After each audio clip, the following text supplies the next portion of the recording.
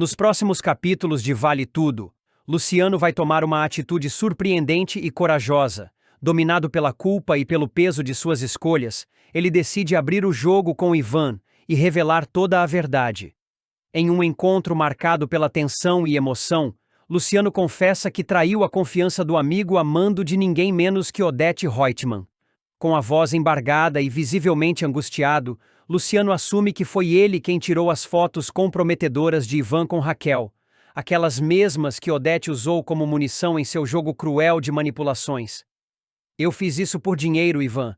Eu precisava, mas me vendi, e desde então não tenho mais paz. Desabafa, sem conseguir encarar o amigo nos olhos. Tomado pelo arrependimento, o rapaz afirma que não pode continuar fingindo. A dor da culpa o consome a ponto de tomar uma decisão radical. Pede demissão. Diz que não merece mais ocupar o cargo ao lado de Ivan, tampouco continuar sob sua confiança. Prefiro ficar sem emprego do que te enganar de novo. Você não merece isso, Ivan. Você sempre foi justo comigo, confessa, tentando conter as lágrimas. Ivan, no entanto, surpreende com sua reação. Ao invés de explodir de raiva, o executivo escuta tudo em silêncio, com um olhar atento e coração apertado. Após alguns instantes de reflexão, ele respira fundo e pergunta se Odete voltou a procurá-lo. Luciano, surpreso com a pergunta, confirma. Sim, ela quer que eu continue perto de você, que fique de olho em tudo e passe informações sobre seus passos. É nesse momento que Ivan vê uma brecha para virar o jogo contra a vilã. Longe de condenar Luciano, ele faz uma proposta ousada. Que o ex-assistente finja aceitar o plano de Odete, mas jogue no time dele. Você vai dizer para ela que topa o esquema, mas vai trabalhar para mim. Você vai ser meus olhos e ouvidos. Me traz tudo o que ela disser, cada movimento. Vamos usar a arma dela contra ela mesma. Luciano fica em choque com a ideia, mas a proposta ressoa dentro dele como uma chance de redenção. Apesar do medo de ser pego no meio do fogo cruzado, ele aceita, determinado a corrigir seu erro e provar que ainda tem valor. Se for para te ajudar, eu topo, e prometo que dessa vez vou ser leal. Ivan, então, dá um passo que ninguém esperava. Perdoa Luciano. Em um gesto nobre, ele estende a mão ao rapaz e diz que entende suas fraquezas. Eu também já errei muito nessa vida. Não sou melhor que você, Luciano. E a gente não muda o que fez, mas pode mudar o que vai fazer daqui para frente. A cena marca uma virada importante na trama. Agora, com Luciano infiltrado ao lado de Odete, Ivan passa a ter uma poderosa arma contra sua maior inimiga. A confiança entre os dois renasce, agora baseada na verdade, por mais dura que ela tenha sido, e no desejo de derrubar quem sempre tentou destruir suas vidas. Para Luciano, a missão representa mais que uma vingança contra Odete. É a chance de reencontrar sua dignidade. E para Ivan, é o início de uma contraofensiva que pode finalmente colocar um ponto final nas armações implacáveis de Odete Roitman. O público acompanhará Luciano tentando manter a farsa diante de Odete, ao mesmo tempo que alimenta Ivan com informações valiosas. O jogo de espiões promete mexer com os rumos da história e testar a coragem, o caráter e a lealdade dos personagens em uma batalha onde cada passo pode ser fatal. Com o plano traçado e a confiança de Ivan restaurada, Luciano se vê diante da missão mais arriscada de sua vida. Fingir lealdade a Odete Roitman, enquanto age como espião duplo. Ainda abalado emocionalmente, ele sabe que qualquer passo em falso pode custar caro. Não apenas sua carreira, mas sua própria segurança. No dia seguinte, Luciano atende a um novo chamado de Odete. A megera o recebe em sua cobertura com aquele sorriso cínico que mistura charme e veneno. Então, meu caro, resolveu voltar ao jogo? Ela pergunta, oferecendo um copo de uísque como se não estivesse tramando o pior. Luciano, com o coração acelerado, responde com firmeza. Sim, estou dentro. Pode contar comigo. Odete, desconfiada por natureza, o observa por alguns segundos em silêncio. Sua intuição lhe diz que algo mudou. Luciano está mais contido, mais frio, mas ela prefere acreditar que ainda o tem sob seu controle. Muito bem. Quero que fique atento aos movimentos do Ivan. O clima na Paladar está tenso.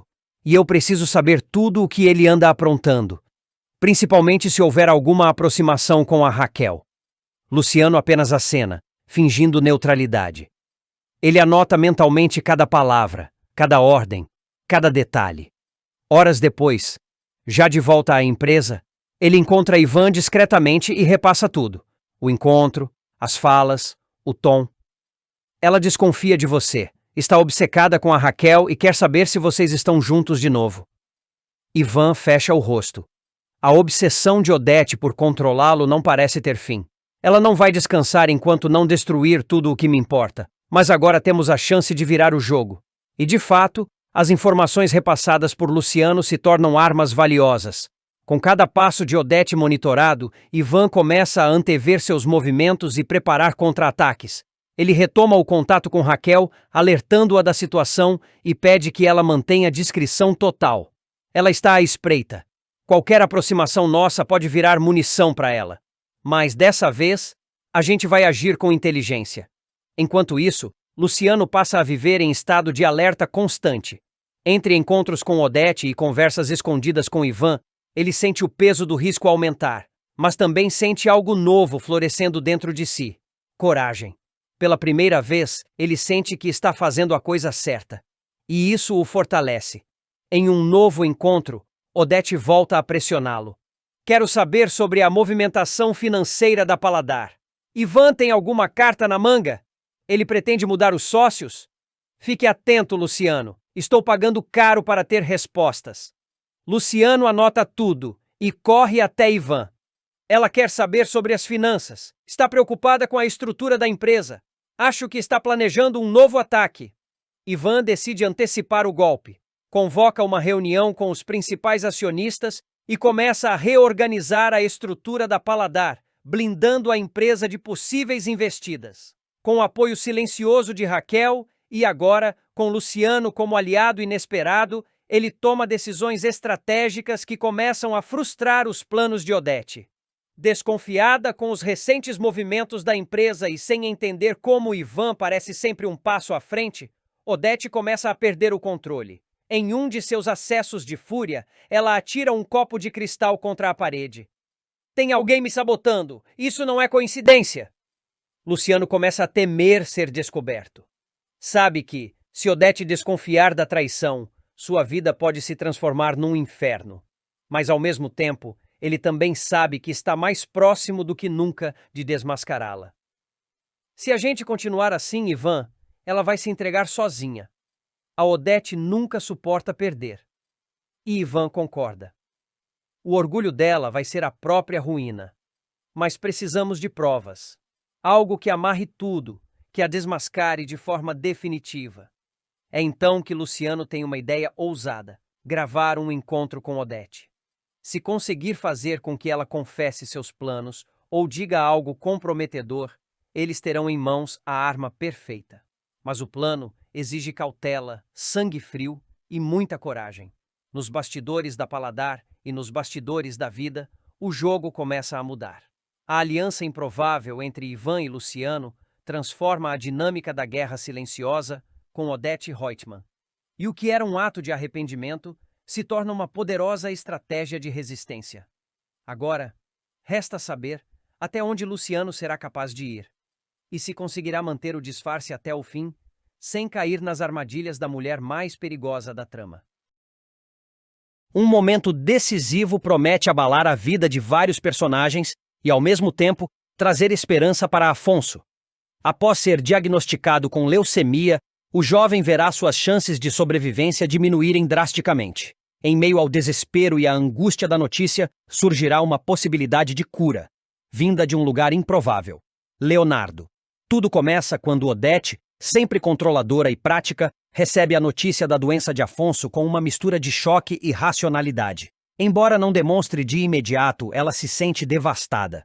A vida do rapaz, que se tornou uma das poucas figuras pelas quais ela nutre um afeto genuíno, está por um fio. A necessidade de um transplante de medula óssea se torna urgente, e as chances de encontrar um doador compatível são pequenas. É nesse momento que Odete se recorda de um detalhe aparentemente banal, mas que agora ganha novo significado. Leonardo tem o mesmo tipo sanguíneo que Afonso, Isso acende nela uma centelha de esperança. Mesmo sem a certeza absoluta sobre a paternidade de Leonardo, ela decide agir. Determinada a não perder tempo, a empresária entra em contato com um laboratório particular e contrata um enfermeiro de confiança para coletar o sangue do jovem e realizar os testes necessários. No dia seguinte, ela aparece sem aviso na casa de Ana Clara, acompanhada do enfermeiro. A visita inesperada deixa Ana confusa e desconfiada. Dona Odete, a senhora veio rápido. E o senhor é? Pergunta, tentando entender o que está acontecendo. Um enfermeiro. Veio fazer um exame de sangue no Leonardo, responde Odete de forma direta e sem paciência para explicações. Ana Clara, protetora como sempre, questiona. Mas que exame? O que está acontecendo? Odete, com a frieza que lhe é característica, retruca. Eu passei anos ouvindo você e a sua avó repetindo insistentemente que o Leonardo é o meu filho. Então, já que ele é mesmo, eu tenho direito de fazer um exame nele sem ter que dar explicações, não tenho? Mesmo contrariada, Ana não impede a coleta. Leonardo, inocente e curioso, colabora sem saber o verdadeiro motivo. O sangue é colhido, e Odete sai de lá com a mesma pressa com que chegou, carregando consigo a esperança silenciosa de que algo bom possa finalmente vir à tona. Na manhã seguinte, Odete chega à sede da TCA, onde é recebida por Consuelo, sua assistente. A funcionária entrega a ela um envelope. Com as mãos levemente trêmulas, a vilã rasga o lacre e lê com atenção o conteúdo do laudo médico. No papel, em letras claras, está o que ela tanto esperava: compatível. Por um breve instante, Odete é tomada por uma emoção rara. Seus olhos marejam, mas ela logo retoma o controle. A confirmação de que Leonardo pode ser o doador compatível de medula para Afonso a atinge com força, não apenas como uma vitória estratégica, mas como uma possibilidade concreta de salvar a vida de alguém que ela ama, mesmo que tenha dificuldade em demonstrar. Nesse exato momento, Afonso entra na sala, sem saber da descoberta. Ele a encontra ainda com o envelope em mãos, mas Odete disfarça rapidamente. O rapaz parece tranquilo, mas traz no olhar o peso da realidade. Eu vim aqui porque estou organizando tudo para me internar. E também porque estou fazendo meu testamento, diz ele, sem rodeios. A fala pega Odete desprevenida, mas ela permanece firme. Afonso continua resignado. A Heleninha não é compatível. O Leonardo já morreu, e eu aprendi a ser realista com a minha mãe. Não posso me dar o luxo de ter esperanças falsas. O que Afonso não imagina é que a esperança que ele considera perdida está mais viva do que nunca. E mora justamente no garoto que ele acreditava estar morto. Odete, apesar de sua postura habitual impenetrável, sente o peso da verdade presa à garganta. Ela quer contar, quer aliviar o sofrimento do sobrinho, mas prefere esperar o momento certo. Ou talvez ainda esteja tentando entender o que tudo isso representa. A trama toma novos rumos com essa revelação. Resta saber se Odete revelará a verdade a tempo de salvar Afonso. E se Leonardo, ao descobrir sua verdadeira origem e o peso de sua compatibilidade genética, aceitará ajudar. Entre dilemas éticos, vínculos de sangue e feridas antigas, Dona de Mim mostra que até mesmo os personagens mais duros podem ser movidos pelo amor, pela responsabilidade e pela chance de redenção. Mas a notícia que Raquel ainda estava viva correu como fogo no palheiro. A revelação caiu como uma bomba na mansão dos Reutemann. Odete, ao saber que Raquel sobreviveu ao atentado, perdeu momentaneamente a pose. Pela primeira vez, a poderosa sentiu o chão fugir dos pés. Walter tentou manter a calma, mas percebeu que a ameaça que julgavam eliminada estava de volta, e mais forte do que nunca. Enquanto isso, Raquel, mesmo ainda abalada fisicamente, não perdeu tempo. Reuniu sua equipe, retomou o controle da Paladar e anunciou publicamente: Estou viva e estou de volta, e agora não vou mais me defender, vou atacar. Na casa de Fátima, o clima era de tensão. A jovem, desesperada, temia ser presa a qualquer momento. César, que antes havia sumido, reapareceu tentando convencê-la a fugir para o exterior. Mas Fátima estava em pânico, chorando e gritando com a mãe, que continuava omissa, como sempre. Enquanto isso, Solange procurava Sardinha para desabafar. Essa família está afundando, Sardinha. E eu não vou afundar com eles. Eu vou contar tudo. O que vi, o que ouvi. Não vou proteger mais ninguém.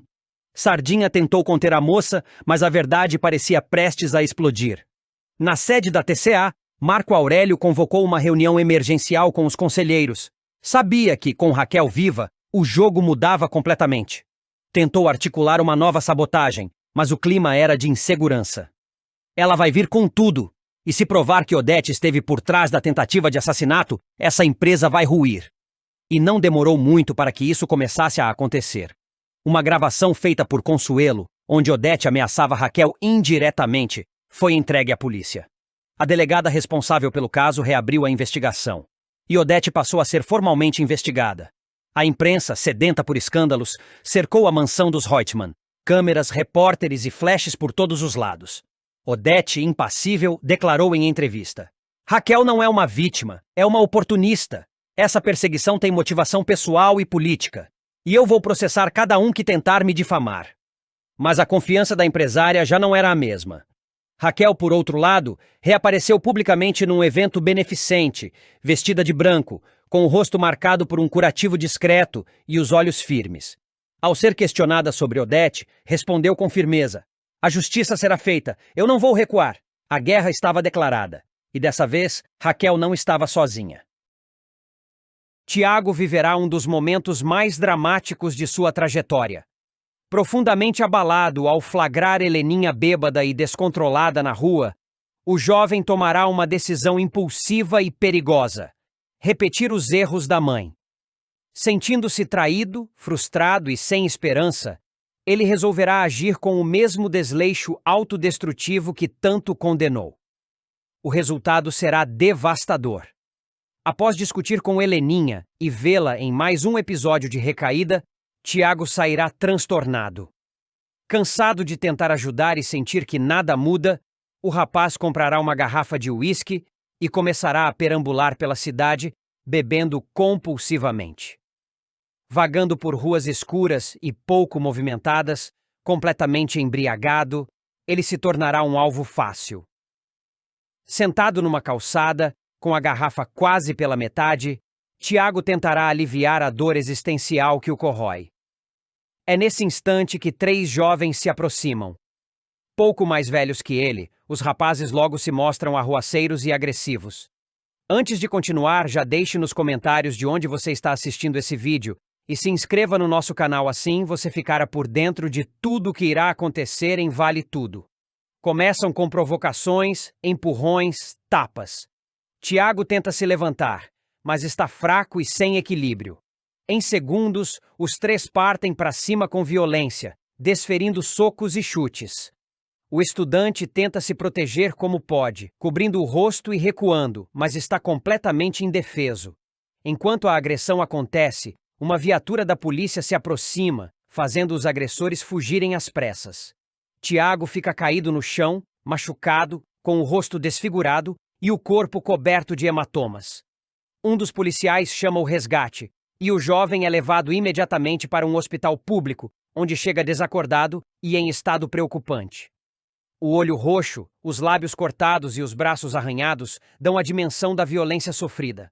Ao mesmo tempo, Heleninha entra em desespero. Aflita, ela tenta alertar Renato sobre o comportamento do filho. Ele saiu com uma garrafa de uísque, disse que ia beber até o fim. Eu tentei ligar, mas ele não atende, diz a loira com os olhos vermelhos e a voz trêmula. Renato, preocupado, tenta acalmá-la. Heleninha, talvez você esteja confundindo. Vamos para casa, eu fico com você. Pode ser só um susto. Nem mesmo Celina acredita nela. A tia, cansada das crises da sobrinha, acredita que Heleninha está tendo mais um surto causado pelo álcool. Você precisa descansar. Amanhã a gente procura o Tiago. Ele é um rapaz responsável. Vai aparecer, afirma, tentando disfarçar a própria preocupação. Pouco depois, Marco Aurélio recebe uma ligação inesperada. Um médico do hospital informa que Tiago deu entrada na emergência, vítima de agressão. Sem pensar 2 vezes, o executivo larga tudo e corre para o hospital. Ao chegar, se depara com o filho deitado em uma maca, com o rosto inchado, coberto de curativos e fios de soro. Filho, meu Deus, o que fizeram com você? Murmura Marco Aurélio, emocionado e abalado. Ele segura a mão do rapaz, que abre os olhos com dificuldade. A dor física é visível, mas o sofrimento emocional vai muito além. A cena é silenciosa, tensa, marcada pelo arrependimento e pela impotência de ambos. A tragédia expõe, mais uma vez, a gravidade do drama familiar que envolve os personagens. Tiago, até então um jovem racional, cedeu à dor e ao desespero, imitando os piores exemplos ao seu redor. Heleninha, por sua vez, assiste impotente à destruição emocional do filho, consequência direta da própria instabilidade. E Marco Aurélio, sempre ausente e obcecado pelo poder, se vê diante de um filho machucado, cujas feridas ultrapassam o físico. A agressão a Tiago marcará uma virada importante na trama, escancarando os efeitos colaterais de uma família em ruínas. Mais do que um ato de violência urbana, será um grito de socorro silencioso, e talvez o ponto de partida para que os personagens, enfim, encarem as consequências de seus atos com maturidade e responsabilidade. Horas depois, Heleninha finalmente é informada do paradeiro do filho. Ao ouvir que Tiago está no hospital, vítima de uma agressão brutal, a loira sente as pernas falharem. O desespero toma conta. Eu avisei que ele estava mal, que ele tinha saído com aquela garrafa. Ninguém quis me ouvir. Component Placement grita, entre soluços, ao lado de Renato. Ela corre até o hospital, transtornada, sem se importar com a aparência, com os olhares ou com os comentários. Ao chegar, encontra Marco Aurélio sentado do lado de fora da emergência, cabisbaixo, com as mãos entrelaçadas, em silêncio. Os dois se encaram por um momento. O passado, as culpas, os erros, tudo parece vir à tona naquele breve olhar. Mas não há tempo para discussão. Heleninha entra apressada no quarto e, ao ver Tiago deitado, completamente machucado, se desfaz em lágrimas. Filho, meu filho, o que fizeram com você? Zrenia diz, segurando a mão dele com delicadeza. Tiago, ainda grogue pelos medicamentos, esboça um leve sorriso ao ver a mãe. Você estava certa. Eu bebi. Queria esquecer tudo, mas só me afundei mais, balbucia com dificuldade. Heleninha o abraça com cuidado, chorando baixinho, tomada pela culpa e pela impotência. Não fala assim, meu amor. Você vai ficar bem. Eu tô aqui e agora nada mais importa, responde com a voz embargada. Renato observa a cena da porta, emocionado. Pela primeira vez em muito tempo, vê Heleninha agindo como mãe, com entrega, com ternura verdadeira. A dor aproximou o que a vida havia afastado. Marco Aurélio também entra no quarto e, mesmo com o orgulho ferido, se junta ao lado do filho. Tiago, eu te prometo, esses canalhas que fizeram isso com você vão pagar. Eu vou mover o que for preciso para identificar cada um deles, diz com firmeza. A cena se transforma num momento de reconciliação silenciosa. Pela primeira vez, os três estão juntos por um mesmo motivo: o amor por Tiago. Mas o jovem, com a voz baixa, faz um pedido inesperado. Eu não quero vingança, só quero sair disso, me recuperar, e que vocês dois parem de fingir que tá tudo bem enquanto a gente afunda. O impacto das palavras de Tiago é forte. Heleninha e Marco Aurélio ficam em silêncio. A verdade crua do filho expõe tudo aquilo que até então preferiram ignorar. Que suas atitudes, suas escolhas, seus jogos de poder e fraqueza acabaram refletindo diretamente na vida do filho. A recuperação de Tiago será lenta e dolorosa, mas esse episódio marcará uma nova fase. Heleninha, tocada pela gravidade do que quase perdeu, prometerá lutar com mais firmeza contra o alcoolismo. Marco Aurélio, diante da fragilidade do filho, repensará suas prioridades, e Tiago, embora ferido, encontrará forças para tentar reconstruir a própria trajetória, agora com uma clareza que a dor lhe deu. Cansado dos jogos de poder, das manipulações e de tudo que envolve o sobrenome Almeida Reutemann, Afonso tomará uma atitude drástica para se desvincular da família. O rapaz, desgastado com os seguidos embates com Odete, decidirá vender suas ações da TCA para a própria mãe e, num gesto ainda mais surpreendente, renunciará formalmente à parte da herança a que teria direito. Não quero o seu dinheiro, nem agora, nem nunca, afirmará ele com firmeza, entregando os documentos que comprovam sua decisão. A cena começa com Afonso assinando os papéis de venda das ações. Odete, como de costume, não deixará passar a oportunidade de alfinetar o filho. Com um tom debochado, ela dirá: "Eu não sei o que é mais patético. Se é você vendendo suas ações ou achando que isso vai fazer alguma diferença." Afonso, com tranquilidade e firmeza, rebaterá: "Para mim, faz toda a diferença. Eu quero distância dessa família e da sua empresa." Tentando minimizar a atitude do filho, Odete insistirá: "Você sabe que vai herdar essas ações de todo jeito quando eu morrer." Mas será nesse momento que Afonso a surpreenderá com uma revelação ainda mais impactante. Ele já assinou, no anexo 6 do contrato, um termo de renúncia à herança. "Você não leu o anexo 6? Eu renunciei. Eu não quero o seu dinheiro, nem agora, nem quando você morrer. Pode enfiar esse testamento onde quiser", dirá, provocando um silêncio tenso na sala. Indignada e mantendo a pose de superioridade, Odete ironizará o filho como sempre fez. "É impressionante como a Celina deu uma péssima educação para vocês. Os dois totalmente volúveis, frágeis, abrindo mão de tudo por causa de uma desilusãozinha amorosa." Mas Afonso não deixará barato.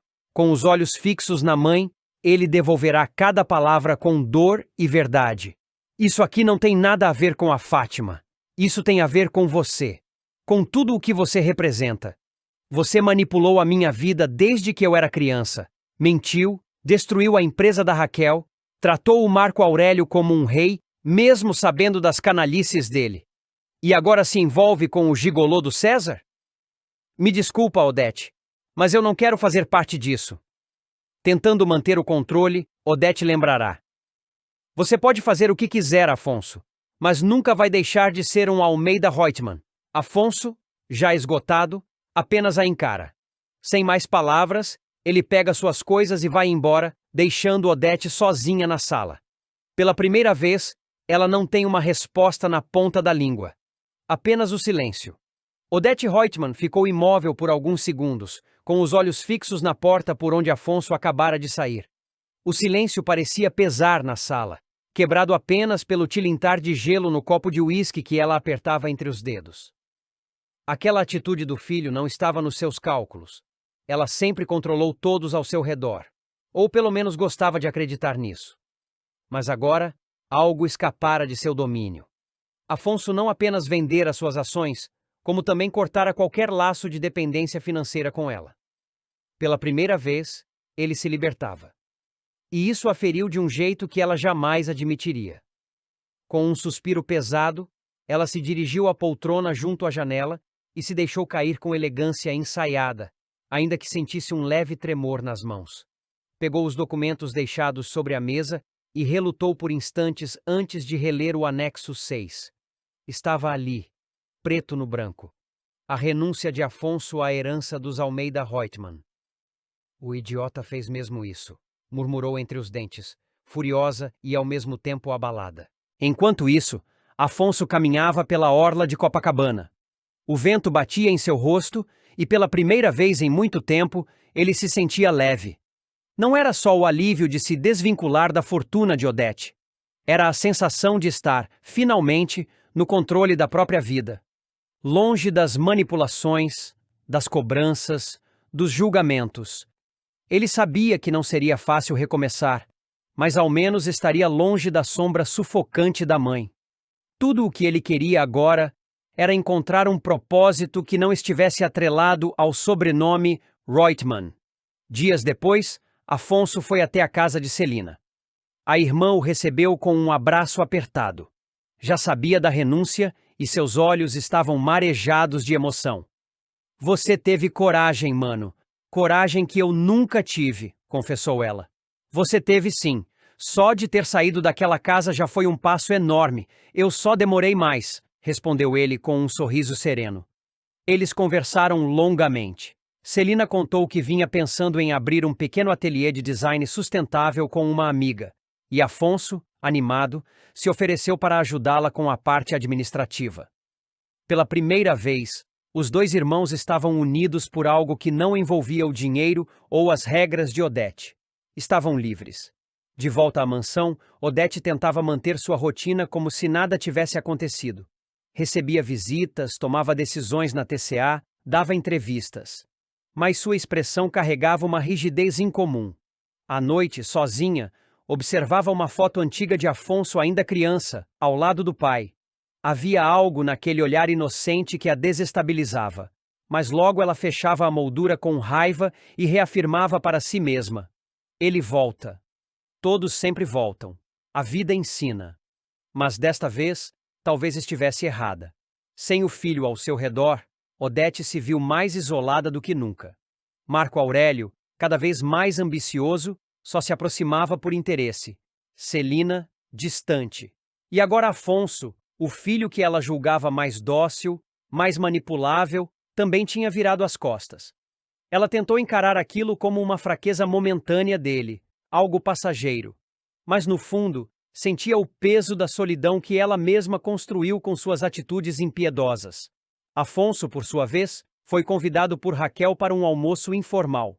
Ela quis agradecer pessoalmente pelo gesto nobre dele ao se afastar da TCA e romper com a mãe. Você não sabe o quanto essa decisão sua fortalece a minha luta, disse Raquel, emocionada. Não fiz isso por você, fiz por mim mesmo, respondeu ele sincero. Mas fico feliz se isso puder te ajudar também. Raquel sorriu com admiração. Pela primeira vez via Afonso como um homem decidido, capaz de enfrentar Odete com dignidade. E naquele momento, nasceu entre eles um laço novo, o de respeito. Aos poucos, Afonso foi refazendo sua vida.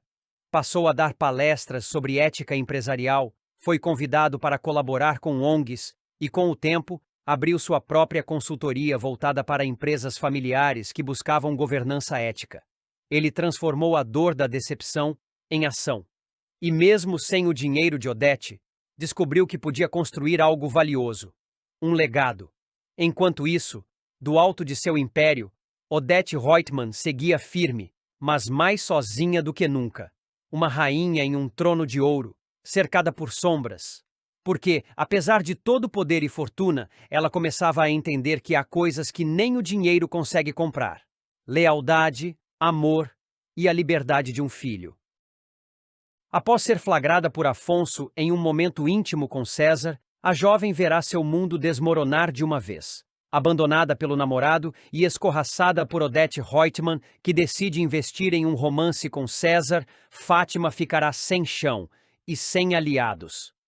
Humilhada, desprezada e desesperada por dinheiro, a filha de Raquel tomará uma atitude extrema: pressionar César para que reconheça a paternidade do filho que tiveram e pague pensão.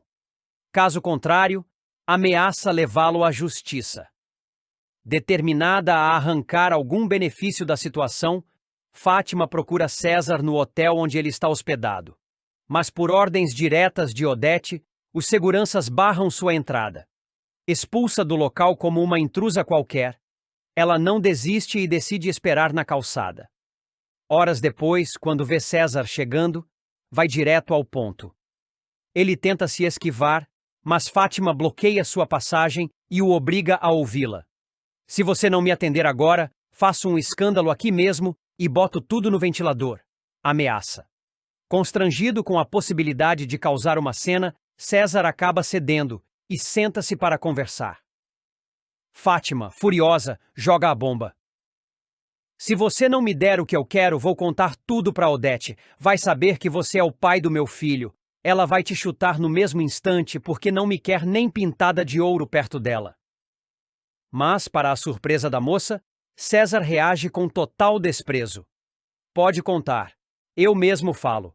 Você acha que Odete vai se importar com isso? Ela sabe lidar com a realidade. E sabe, acima de tudo, que eu valho muito mais que essa sua chantagem barata, diferente de você que sempre me tratou como descartável, rebate com frieza. Diante da indiferença de César, Fátima muda de tom. Sabe o que mais? Não tô nem aí pra você nem pra Odete, mas você vai me pagar.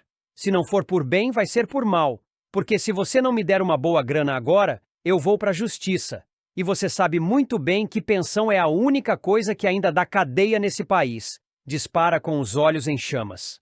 César dá uma risada debochada, cruza os braços e encara Fátima com ironia.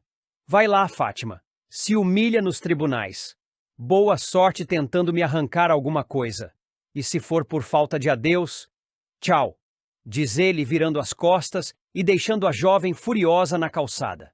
Desgraçado! Você vai ver! Murmura Fátima, espumando de ódio, sem perceber que suas armas estão cada vez mais enferrujadas. Ainda em pé na calçada do hotel, Maria de Fátima tremia de raiva. A humilhação que acabara de sofrer queimava em sua pele como fogo.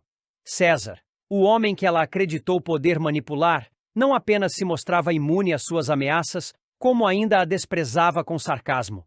Para ela, aquilo era insuportável. Mais uma vez, estava sendo deixada para trás, traída, descartada, como se fosse um erro que todos queriam esquecer. Mas Fátima não era do tipo que aceitava a derrota calada. Ele pensa que pode me tratar assim e sair impune? Repetia para si mesma, caminhando furiosamente pelas ruas. Em sua mente, um plano começava a se formar. César podia zombar, mas ela sabia que tinha uma carta na manga poderosa, a imagem pública dele. Se a justiça não o intimidava, a opinião pública talvez o fizesse. De volta à mansão de Odete, César encontrava a poderosa empresária em um de seus raros momentos de relaxamento. Com uma taça de vinho em mãos, ela o observava com seu olhar clínico. Pelo seu atraso e essa cara, imagino que teve um encontro inesperado, comentou, sem tirar os olhos dele. César hesitou por um segundo, mas optou pela sinceridade controlada. A Fátima apareceu no hotel, me esperou na porta. Odete franziu a testa, mas não demonstrou surpresa. E o que ela queria agora? Choramingar mais uma vez por atenção ou tentar arrancar dinheiro com ameaças? Os dois, respondeu ele com um meio sorriso. Ela tá desesperada. Disse que vai me levar à justiça se eu não pagar pensão. E, claro, tentou te usar como isca. Odete soltou uma risada seca. Previsível. Essa garota é previsível até no desespero. E você? Disse o quê? Disse que ela podia tentar, que eu não me importava. Odete se levantou, caminhou lentamente até César e colocou a mão em seu rosto. É por isso que eu gosto de você, porque você não treme diante dessas ameaças idiotas. Ela ainda não entendeu com quem está lidando. Enquanto isso, Fátima já estava em contato com um advogado. Mesmo sem provas concretas da paternidade, ela acreditava que o simples escândalo poderia pressionar César. Se ele não quer pagar, vai pagar com a imagem, disse ao profissional. O advogado, porém, foi direto. Você precisa de provas, teste de DNA, registro de nascimento, qualquer coisa. Sem isso, vai ser só a sua palavra contra a dele. Fátima fechou a cara. Ele sabe que o filho é dele, eu só não fiz exame ainda porque achei que ele fosse se responsabilizar. Então, aconselho que faça o exame o quanto antes. Se for mesmo o pai, aí podemos agir com mais firmeza, sugeriu o advogado. Determinação estampava o rosto da jovem. Pois então vamos fazer esse exame, e eu quero a pensão retroativa a cada centavo, ele vai me pagar com juros. Nos dias seguintes, Fátima passou a circular pela cidade como uma bomba-relógio ambulante. Falava alto nos cafés, insinuava para jornalistas de plantão que tinha informações bombásticas sobre um nome em ascensão no meio publicitário. Era sua forma de pressionar César psicologicamente, mesmo que ninguém a levasse a sério. As pessoas cochichavam pelas costas. Alguns riam, outros lamentavam. A filha de Raquel, a Cioli, estava em decadência. Raquel, por sua vez, assistia tudo com tristeza. Mesmo afastada da filha, não conseguia deixar de se preocupar. Ela está cavando o próprio buraco, comentou com Ivan. A ambição dela nunca teve limites, mas agora virou desespero puro. Ivan concordou. E se ela continuar nesse caminho, vai acabar sozinha, ou pior. Enquanto isso, Odete começava a se irritar com a persistência de Fátima. A presença da jovem nos arredores da TCA, nos eventos sociais e até nas manchetes de fofoca, estava começando a arranhar sua paciência. Essa garota está me provocando, disse ela a César. Se continuar assim, vou ter que tirá-la do caminho de vez. Ela tá tentando aparecer, só isso, respondeu ele, minimizando. Mas se quiser, eu mesmo dou um jeito. Odete foi enfática. Não. Quem vai dar um jeito nela sou eu. E assim, como uma jogadora fria e calculista, Odete traçou sua nova jogada. Chamaria Fátima para uma conversa. Uma última chance para a garota sair com alguma dignidade.